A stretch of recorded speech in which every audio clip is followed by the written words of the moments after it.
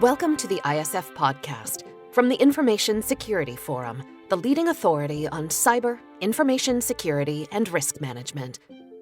I'm Tavia Gilbert, and I'm so glad to welcome you back to another cutting-edge conversation tailored to CISOs, CTOs, CROs, and other global security pros.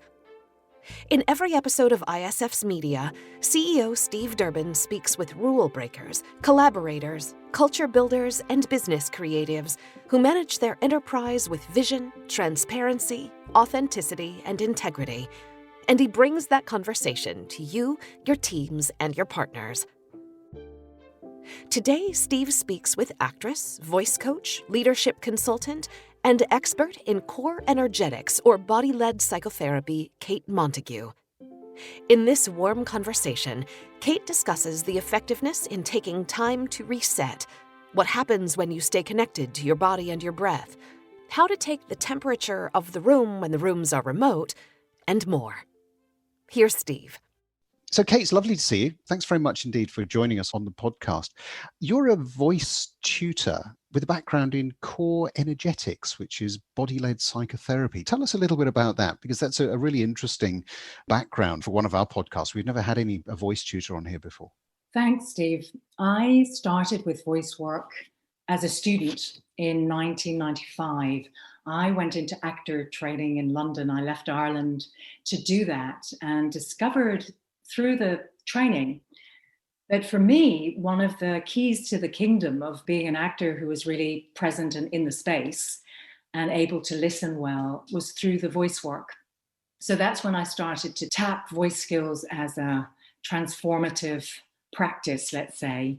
And I took that into the industry for 11 years and spent time as an actress, had ups and downs, and really redefined my sense of success by recognizing I wasn't creatively fired up any longer. And although I had this wonderful creativity and toolkit from the training, I wanted to go deeper. And I had acquired some experiences along the way where I felt I had become frozen and needed to melt some of the armor that had come in as a result of being disconnected. So what I did was I went home or back to the alma mater, Central School of Speech and Drama, to do a master's in voice. And so began this discovery into the phenomenon of voice and working with people who somehow, like myself, had lost connection to being able to speak out, speak up, get connected, feel authentic, feel safe in expression. And that became a thirst of mine, a hunger to keep the research going. And as I went on, I wanted a deeper vocabulary because, of course, the voice is the body and the body is the voice. And that was something that took me a long time to learn, in that I found it difficult to land in my own body. I was somebody who energetically would go out if I was feeling uncomfortable. And through grounding and recognizing that we have ways of managing our energy, blocking our flow, I dug a little deeper. I saw an evolutionary process happening in a colleague of mine. And I thought, I really want some of that. And he said, well, I'm doing some core energetics. Come and join me. And so it was this train journey that was very juicy, very special.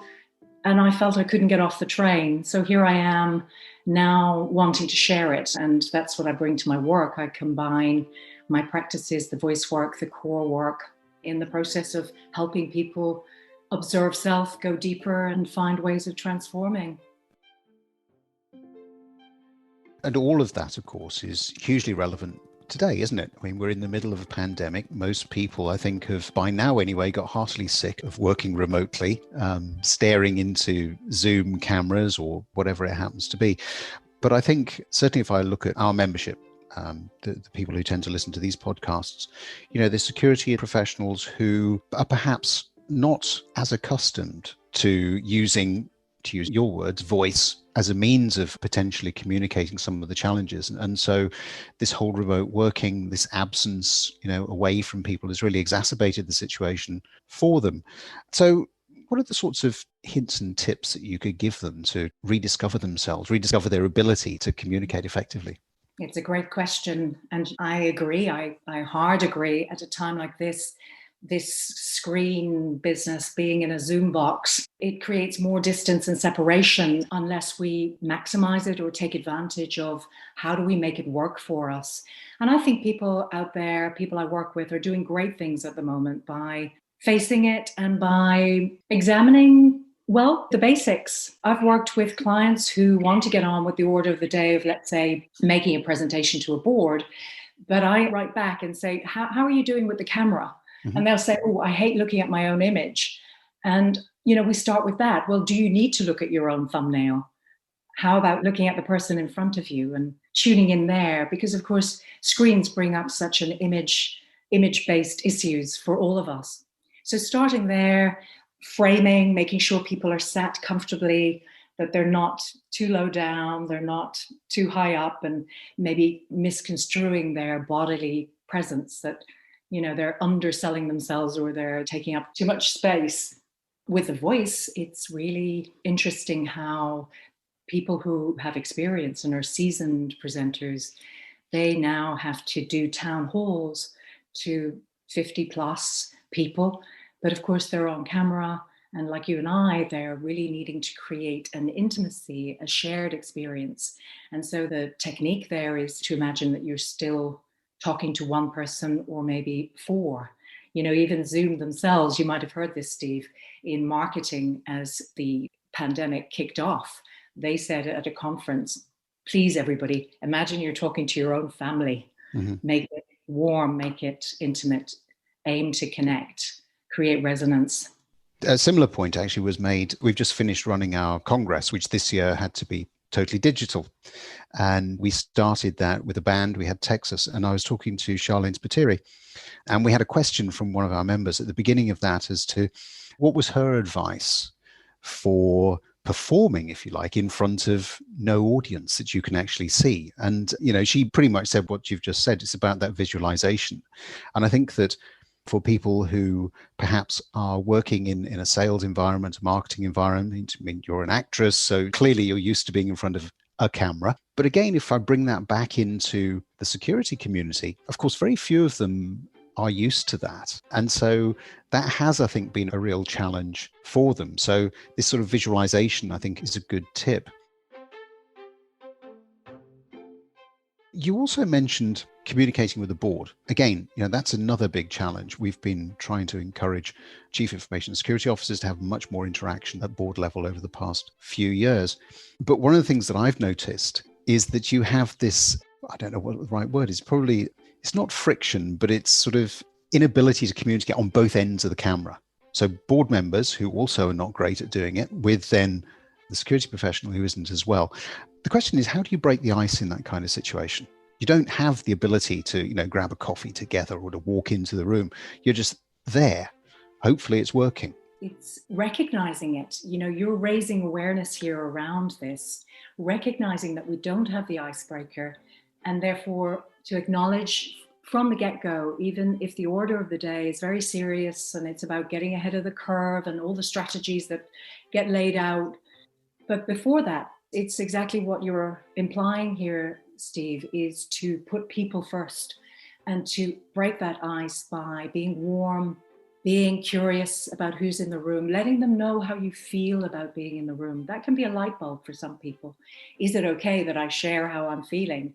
At a time like this, never more so, given that we're all feeling the strain and the stress. And we respond. You can bring abundance in your presence, as you're doing right now with me. I can see you on the screen. You're very calm, you're very grounded, and I can feel there's a connection to your breath. That is a gift to me. It helps me settle. It helps me to listen. So sometimes I think leaders will feel they have to do a lot, like, let's get moving, let's get straight on and deliver. But you're right, raise awareness around who's in the room, why we're here, and that we're here doing the best that we can with what we've got, and go from there. And the technology is sometimes with us, sometimes against us. I mean, one of the things that I've noticed is a tendency perhaps for people to feel that they need to fill the silence, which you wouldn't do in a normal conversation, because clearly, a lot of what we do is picked up in the visual tics and so on. But there is this tendency, isn't there, because we're separate, that if there's a gap, has the technology gone down? Are you still there? That kind of thing, which doesn't help, particularly if you're a little bit nervous. Surely. And a pause is not an idle gap. A pause is energetic. It can be pregnant and full with a moment of relief and release for the speaker, the leader. The audience get to filter, digest, take in. And that breath is so important to calm the nerves. You spoke earlier about visualization, and how well the Congress went. And congratulations on the courage it takes to transmit it or transfer it to digital. I think that's great. But I do think a part of this work, this ice-breaking work, and this connection work is really asking yourself in advance what your intention is. And to break it down really simply, what am I showing up for in the board? How do I want to focus my attention? Is it with the intention to connect? Am I committing to my intention to help, to share, to trust? And I think those moments of pause to come back to the intention and then to carry on. It's all about the planning, isn't it? And I think that again is something that perhaps we've lost somewhat, because one of the things I think I've been trying to encourage people at the ISF to do is not to slip into this, let's have a back-to-back meeting because it's easy. I don't need to travel. I've finished talking to you in however long, and then I can move straight on to the next. Whereas in actual fact, there needs to be space, doesn't there? There needs to be the planning time. There needs to be just the decompression, the rethink, the reset, call it what you will. All great words. Reset. We need to reset the nervous system. That's a birthright. We come on this earth in a container, our body. It's ourself. And of course, there's an emotional body, a physical body, and a mental body. Business is such that we can externalize only. We get busy with other people. We get lost in the back-to-back meetings. We lose our creative response. This will happen. We're human. And we can get triggered and we go into survival mode. So we're controlling, or we're gripping, or we're forcing, or we're blaming and, criticizing and so on. So as you say, taking that space, it's similar to coming off the court in Wimbledon. You wouldn't expect the players to keep bashing it out. Those golden moments that they take to sit out, catch their breath, only to come back to a deep breath more deeply than normal, to feel the sensations of the body, to really have a check-in. What do I need? What am I missing? Where can I shore up? And I often say to a client, take a 5-minute think break. Lie down for 5 minutes if the body is really feeling it, and come back stronger, roomier, and more in your fullness. That's something I'd like to go into in a little bit more detail, because I think people perhaps listening to this could be sitting there thinking, well, I'd love to be able to take that time out, but, doesn't Kate realize just how busy I am? I've got all of these things to do. How do people create that space? I mean, there must be some advice you can give in that particular area, because you work with leaders all round. And so you must be seeing that, especially at the moment, I think, where there's this, feeling that you have to be busy, you have to get going, you have to keep engaging.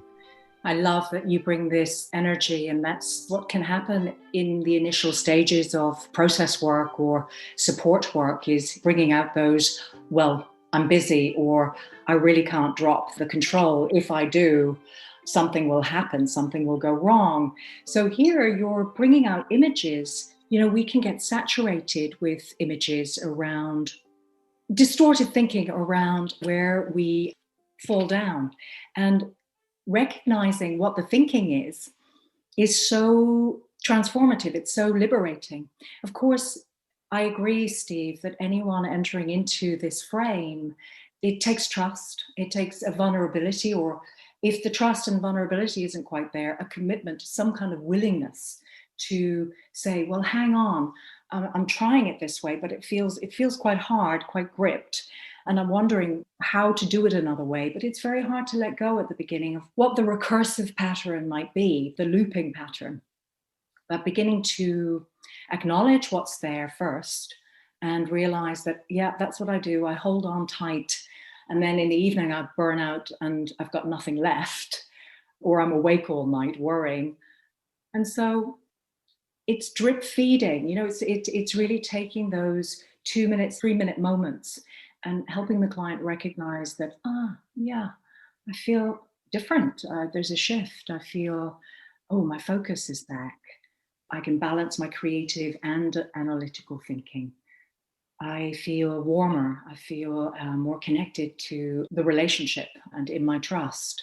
So I think it takes time, as you say, to get in there. But once you do, I think the time rearranges itself accordingly. So you redefine your priorities.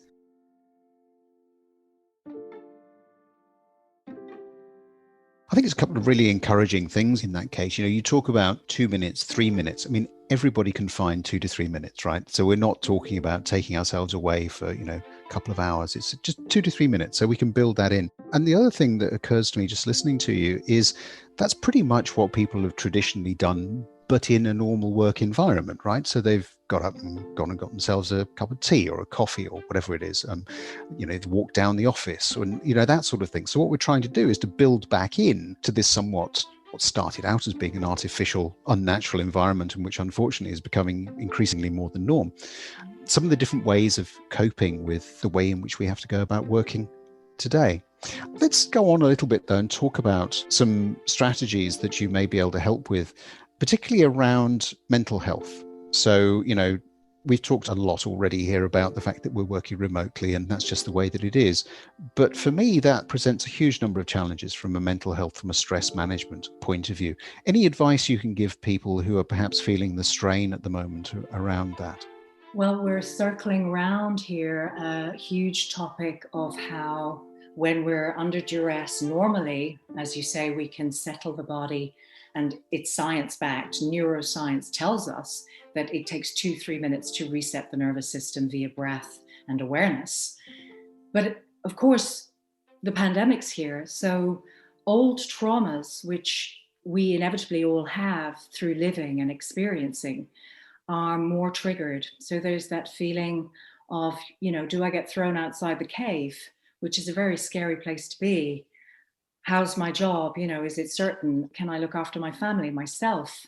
So these extra triggers, because of the climate, it just means that we can expect more manifestations of tension and stress. So I think it's really, really important to do that recognition. I call it RAIN, to recognize, acknowledge, investigate, and nurture. So recognizing what's happening is key, to actually go, hang on, I'm having a moment where I feel I'm not coping, or I'm beginning to go into some kind of dysregulation that I'm not able to ground. And by recognizing it, you're coming close to acknowledging the consequences. I think you can then get closer to investigating, as you would with a friend or a child. It's that listening in, what's going on? I often say, put it beside you on a cushion and check it out. Look at your fears, or look at your concerns, or your whatever it might be, and see what it's asking for. And that listening quality can often reveal, oh yeah, I do really need space, or I haven't been, open. I've been shutting down. I've been closing up, or what have you.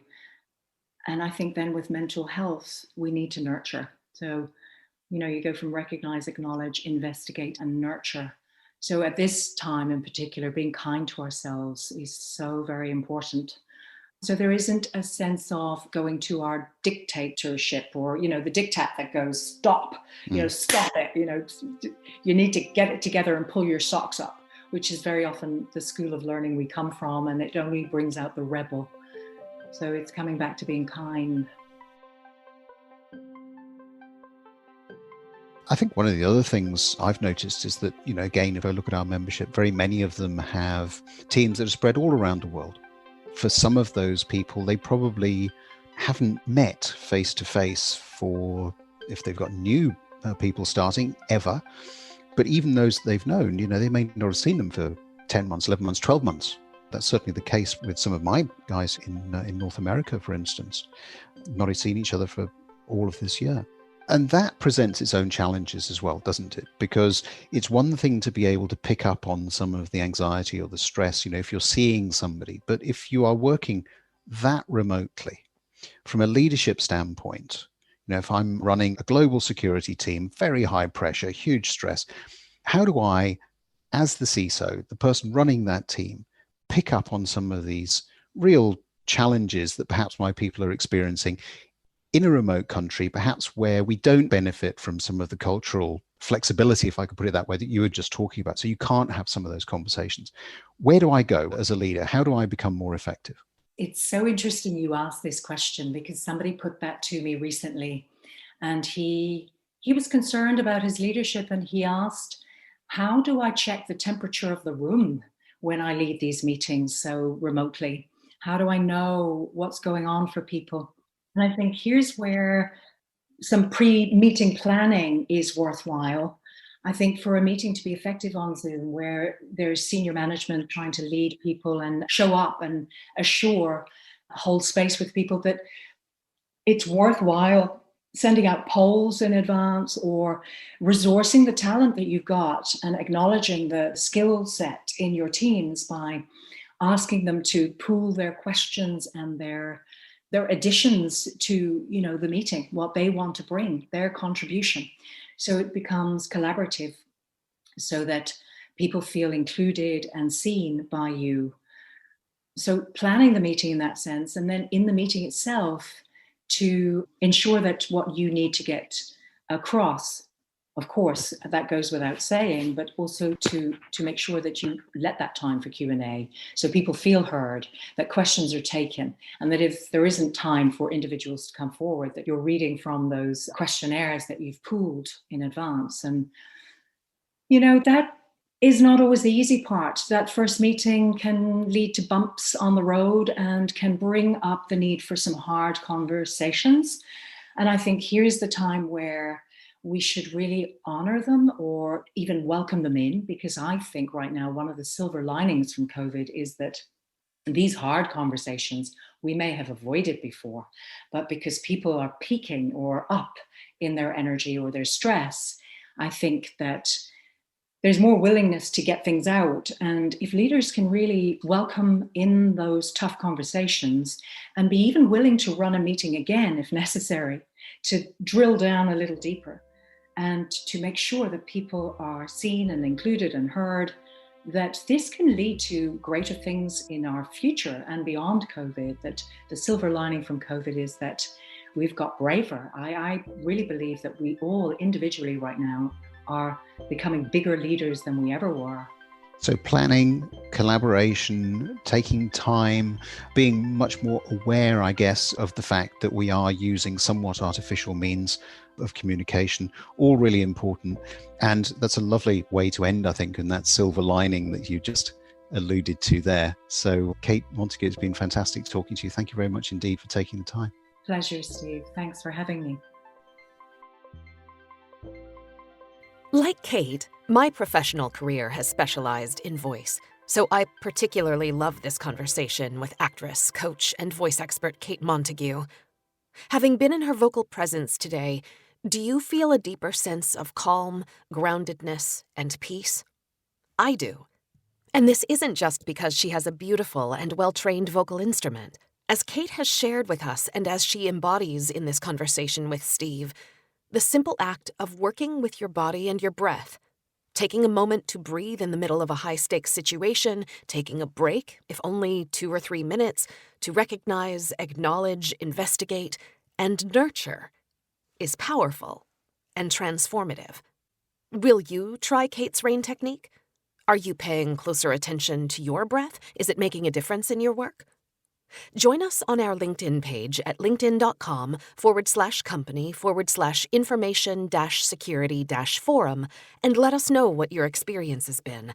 Listeners, we'd love to hear from you.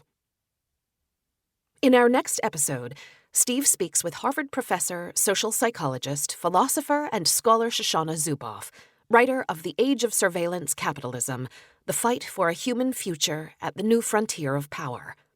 Professor Zuboff discusses the new economic order that claims human experience is free raw material for commercial practices, as well as expanding the attack surface for digital information warfare. Here's a preview from Shoshana Zuboff. We need the digital to tackle our most pressing problems as societies, whether it's solving the many forms of cancer, or whether it's solving climate crisis, or whether it's putting into play all over the world hundreds of millions of brilliant and loving teachers and doctors who are the real solutions for most of our problems. But we are not using the digital to do any of this, Steve. Most of the information that inhabits that domain comes from us without our permission, but it is not used for us. It is about us, but it is shunted into a narrow marketplace that is used to further others' aims. We look forward to bringing you that next episode. In the meantime, we invite you to tune into our catalog of video and podcast episodes, all of which you can find at securityforum.org. We invite you to subscribe to the audio feed wherever you get your podcasts, and we'd be so grateful if you'd rate and recommend us. Growing our subscriber numbers helps us reach new audiences and helps us continue to bring you these timely discussions. You can always join in the conversation on our LinkedIn page or get in touch directly through our website, where you can also download ISF's research, practical tools, and guidance related to discussions like these. The ISF podcast is produced by Talkbox and Tavia Gilbert. Music by Alexander Filipiak. Assistant producer Katie Flood. Mix and master by Brian Barney. Thanks for listening.